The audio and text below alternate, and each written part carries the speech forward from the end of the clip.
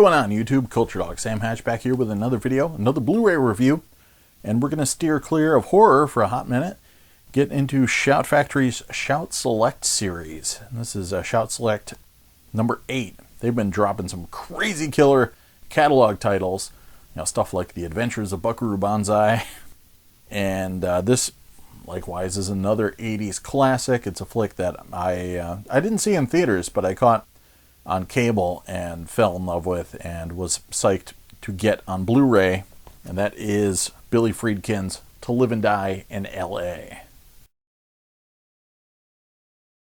Yeah, To Live and Die in L.A. is a super stylish 80s Secret Service action thriller, and it's very much a brother to Michael Mann's Manhunter. Billy Peterson was in both films around the same time.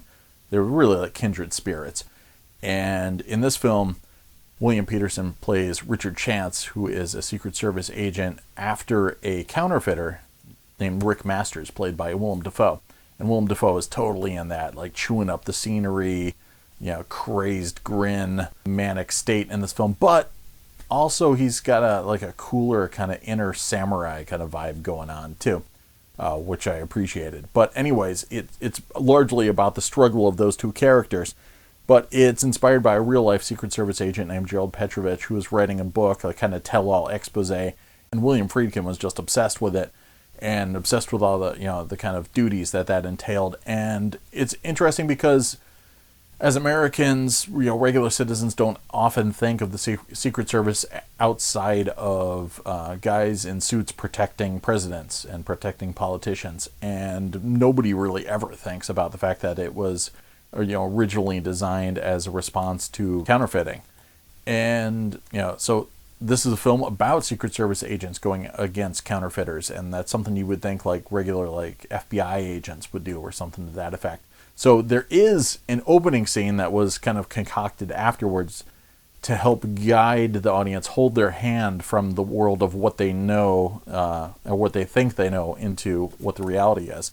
And so there is a scene with a politician and an assassination attempt, and a bunch of guys running around in tuxedos trying to save the day, and William Peterson is squaring off against a guy that has a bomb in there, and while that does work, you almost forget about it afterwards, and it's easy to think that these guys are just regular average Joe cops.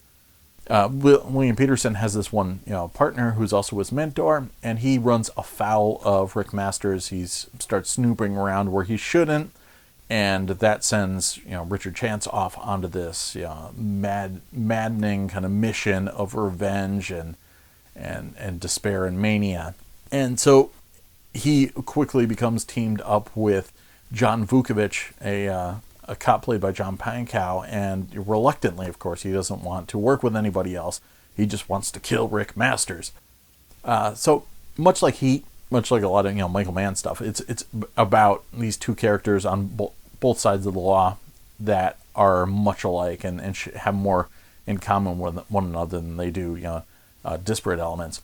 But it's also interesting in the fact that Willem Dafoe's character is the one with the code of honor. Richard Chance is this loose cannon. I mean, this guy that will, flagrantly disobey the law and will twist anything in order to make his sense of justice happen. And meanwhile, Rick Masters is this kind of interesting, fascinating character that's almost like a Buddhist criminal. Like he is a painter, so he's an artist. So he views his counterfeiting as an extension of that art, and it's just another kind of art piece. And he also treats all of his art almost like a sand mandala, that it's a very impermanent, temporary exploration of some sort of subject, and once it's no longer needed, he will burn it. Literally, he'll sit outside and burn his paintings that he could sell for money. So then he becomes a very interesting, almost Joker-like character, where he's not doing crimes for the old typical reasons of greed and sticking it to the man. He's doing it as an expression of something within him, and he will burn money that's worth millions of dollars if the heat gets too close or the vibe is off, etc. And some really fascinating scenes with him interacting with regular kind of criminals and them being bewildered by his code of honor and his decision making, and he will also lash out in violence if you start to express that you have a different way of going about business. So he's a dangerous yet fascinating character, and of course that draws other people into his fold, including Deborah Furer's character, who's a dancer. Jane Leeves from Frasier also shows up in here as another naughty vixen. Gets lured into the sex life of these characters. So yeah, I mean, despite the fact that he's doing things that are technically against the law, he's seems to be the more rational character of the two. So Chance is just chomping at the bit, ready to take down his man. And Vukovich is the guy that's, the new one, the new guy on the case, trying to do things by the book and realizing that his partner is possibly losing his mind. And so there's a lot of picking up the breadcrumbs of this trail. John Turturro shows up as a middleman in a cool scene where he's chased by Chance in the Los Angeles airport. And there's some great true stories in the documentaries, too, about how they didn't necessarily break the law, but broke the wishes of the building when they said you can't do certain things. And then Billy Peterson and Billy Friedkin were like, yeah, just do it. We're rolling camera. They're not going to stop us. So that was pretty cool. So yeah, Turturro was in there for that. Darlene Flugel is in there as a woman that's an informant that Chance, he breaks the boundaries of that kind of pact as well, and uses her sexually above and beyond, as being just a street informant. So they've got a really dysfunctional relationship going on there, and it's a film that revels in, much like Heat, Michael Mann's Heat, it revels in kind of being a tribute to a place, Los Angeles in both cases, but not showing the typical Hollywood locations, and not taking the characters into the areas that you expect to see all the usual landmarks, etc. And so it's really a case of these were the places that you would go to if you were a person that would live and die in Los Angeles. Only the denizens of this place would go to these places, and it does so with style and with an insane editing technique. There's a lot of just stark edits, strange edits that almost cut conversation short, cut characters to other locations for no reason, and just kind of let them hang there for a minute. And, maybe not as crazy as like Tony Scott stuff in The Hunger in the beginning, but yeah, it's definitely got an edgy, kind of like drugged up kind of vibe to it, like this kind of living on the edge of control, where you're about to lose control. And that's where this character lives, and the film's edited kind of to match that mindset. And yeah, Chance, right on that he's a danger to himself and to others. Like after some of the earlier scenes, you see him jumping off of a bridge doing a bungee jump, and you just know he's one of those guys that's like that old, I don't know if it's a Chinese proverb or whatever, but there's this tale of an old wise mystic walking on a path, and this young either wannabe kung fu monk or something to that effect comes along and is continually trying to impress the guy and get him to teach him his ways. And then the guy says he's not ready, and of course the young punk does all sorts of dangerous things and interacts with serpents, etc., in shows of bravery. And then it has the opposite effect, where the wise man says that you are dangerous for doing that, because if you risk your own life, then you will never hold anybody else's lives in high esteem, and then you will obviously kill somebody someday. So William Peterson's character is definitely one of those guys. And actually, it's as a weird personal note, during that bridge jump scene, when I saw it for the first time on cable, was the exact moment my phone rang for a strange call. Early on in the film, there's actually this killer montage where William Friedkin decided to go full Michael Mann and recruit the help of actual counterfeiting criminals to show just how you go about to make counterfeit money. And the opening montage is the scene of doing the entire process of capturing the image, making the prints, and putting the ink on and pressing it, cutting it, and getting it ready for dissemination. And I was in industrial design class in probably freshman year of high school at the time when I saw it. So I was using the exact same equipment. So I'm like, oh, that's the goldenrod, and that's where you put burn the image onto the sheet, and then you rub the ink on, the ink on it, and then do all this, and the cutting. It was all the exact same equipment I used at work, the electrostat machine, etc. So I was like, sick, I can make money now. But strangely enough, my first project for that was they forced you to do a business card, and like an idiot, I did. Like my friend did Rent-A-Posse, I did Sam's Hitman service, and because what are you gonna do? A business card? I don't have a business. My business is to look like Tony Hawk and skip school and go skateboarding. So I and maybe play some Metallica riffs, but I like an idiot put my phone number on there because I wasn't actually planning on spreading this set of cards around school. But obviously, once you show it to one person, they're like, yeah, cool, give me 10, and they just got spread everywhere. And you had a little picture of a couple pistols or something and some stupid catchphrase, cool tough guy catchphrase. So yeah, right when William Peterson was jumping off the bridge, my phone rang, and it was some guy calling to procure Sam's Hitman's services and playing it straight, and it totally freaked me out. And I'm like, oh man, you could tell it was a kid, so it wasn't like actually some old guy like, hey, I need Sam to knock off my wife, but totally freaked me out. And so that's a lesson for you kids. When you make business cards in your class, don't put your name on it, and probably don't do a Hitman service either. But anyways, but yeah, counterfeiting. I did not go ahead and counterfeit money, despite the fact that this movie told me how to do it. But it told me how 80s movies are awesome, and you should watch it. And if you're a fan of Michael Mann movies and other Billy Friedkin movies too, William Peterson movies, check it out.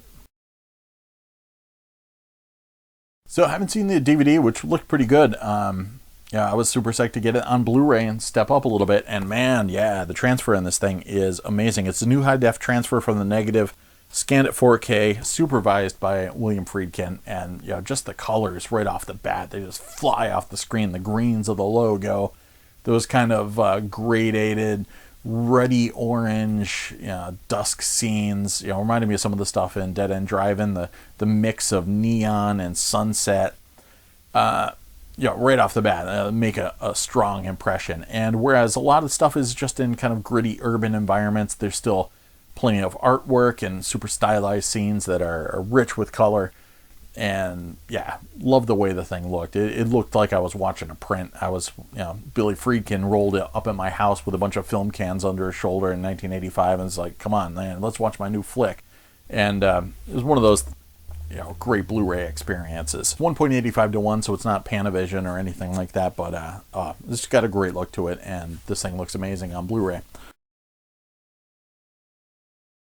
Sound, it's got the DTS HD Master Audio 5.1, and I forgot, it's probably either mono or stereo when it was released theatrically, but that said, it's not super gimmicky, but it does make great use of the surrounds. It is pretty aggressive, and it does make great use of Wang Chung's soundtrack, which I have on CD. It's not necessarily punchy, there's not a lot of rhythm, it's very 80s, so it's very like a lot of mid-tones and mid-range and above, and not a lot of deep rumbles or punches, because it's a lot of synthetic kind of rhythm section material. But that said, the way it just dominates the speakers all around you is impressive. There's some other great scenes. There's like a stakeout scene with some rain really enveloping, and mid-80s flicks aren't necessarily a great showcase for being transferred into 5.1, but this had a lot of energy to it, so I was impressed with that. And dialogue sounded great, etc. And it wasn't shrill or didn't make my speakers crackle or anything like that, thankfully.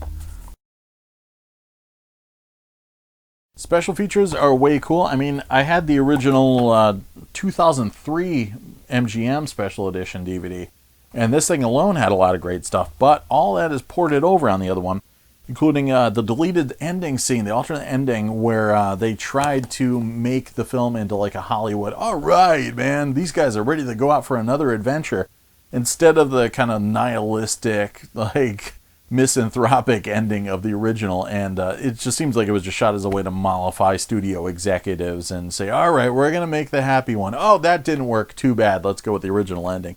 It was stupid. And then Counterfeit World, the making of To Live and Die in LA documentary, which was awesome to watch, and then audio commentary from director William Friedkin. he's a cool guy. He's very energetic, and he announces right off the bat that he doesn't have any ambitions to do a scene-specific commentary, that he's just going to do kind of train of thought, outpouring of thoughts and emotions about making the film and how he got involved in it and reading Petrovich's book, etc. But that said, watching the film while you're doing that, there's pretty much no way you can avoid commenting on certain scenes. So he does eventually fall into a lot of scene-specific work. And it's always cool hearing from Friedkin, the photo gallery and original theatrical trailers. But this being a Shout Factory, they had to up the ante a bit and do some other stuff. So apart from the new high-def transfer, there's new interviews with William Peterson, and that's really cool because this side of CSI, maybe Peterson would be too cool for school to kind of go back and think about such an early project, but no, he really gets into how he was tapped to do the project, how he in turn got John Pankow involved in the project, and really cool. And he seems to have a real affinity for the awesome early films he was doing, and of course there's some reference to working on Manhunter around here as well. But yeah, there's nothing to be ashamed of, and very strong performance. So makes sense that he's definitely proud of it and had a great time working with Friedkin in particular. There's also Wrong Way, the Stunts of To Live and Die in L.A. With Buddy Joe Hooker talking about doing stunt coordinating. And this movie in particular has a set piece in the middle that's a knockout car chase, including one of the earlier cases of cars going on the wrong way of the highway, which has been done plenty of times since then, from Ronin and on. But it was groundbreaking at its time, and the car chase in the middle of this film was cited alongside Bullet as one of the best in cinema history, and also interesting because it isn't very glamorous. The cars in are these horribly dumpy 80s sedans. You're not talking about a Dodge Charger going up against a Ford Mustang. So there's no like, I want to be the guy driving these cars. It's really just Chance and Vukovich arrange a situation that's illegal and goes wrong quickly, and they discover that they're in way over their heads, and there are people trying to kill them everywhere, and there are people in cars trying to kill them. So it's a really cool car chase scene. So that was cool. And also So In Phase, scoring To Live and Die in L.A. Interview with Wang Chung, Jack Hughes, and Nick Feldman. The music is such an integral part of the overall experience of the film, and it definitely gives it its 80s vibe. It reference that this is very, Michael Mann-esque and Miami Vice-esque, etc., and definitely the Wang Chung music makes that happen. And then there's some things that aren't listed on the box, which is kind of fascinating. A Renaissance Woman in L.A., an interview with actress Deborah Fiore, and she talks mostly about working with Willem Dafoe. And A Doctor for a Day, an interview with Dwyer Brown. It just seems like they had him on tap for doing featurette work for The Guardian, which came out not too long ago from Scream Factory, and another Friedkin flick. And he was cast in this film in a tiny role as a doctor. So it just seemed like they had him on tap anyway. So it's not like an integral part of the storytelling. But it's cool hearing his tale of being a young up-and-coming actor and getting this part, and then working with Friedkin again later and having him, not even connect the dots that they had already worked together. And then it's got, all those other great carryovers from the old MGM DVD. So, man, and if you got it originally, it came with a poster. Of course, it's got new artwork, and then on the inside, if you flip the artwork around, it's got the original poster art in there. But it's a real seminal 80s flick. It's, seminal... I can't say we're like cop flick, Secret Service flick. And if you're a fan of Michael Mann's work, check it out. If you're a fan of William Peterson's work, definitely check it out. And and in particular, if you love Manhunter, give this a shot. If you haven't seen it already, killer cast. Not just Turturro, but Dean Stockwell shows up in there. Robert Downey Jr.'s dad, Robert Downey Sr. shows up in there as well. And it's just really competent, hyper edited, intense, like living on the edge of your pants kind of flick. The one fun thing to do is, if you want to, you can view it as a sequel to The Exorcist, and that it's about demonic possession. There's a lot of imagery with fire, and fire being this almost kind of like transmissive, communicative device in which our characters receive, either information or, demon spirits or just, Dark Lord decrees. But yeah, so both, Chance and Masters have these kind of like, even Vukovic has this kind of fire moment. And yeah, you could view it that Chance is not just a guy that's spiraling out of control because of what happened to his partner, but because he's actually possessed. And as the film goes on, you could watch it and have that kind of reap some cool benefits, and including have the possession pass on to another guy, etc. And then, yeah, so just, if you've seen this flick a couple times, do yourself a favor and watch it as The Exorcist 2. The LA years, basically. But yeah, seminal flick, pick it up. And Shout Factory was super smart to put it out as their Shout Select series. They've been really great at cultivating some killer titles for that. So, sorry for the delay on actually reviewing it too, but hopefully, if you're a fan, it'll wind up in your collection. Thanks for hanging out. I'll talk to you soon. Cheers.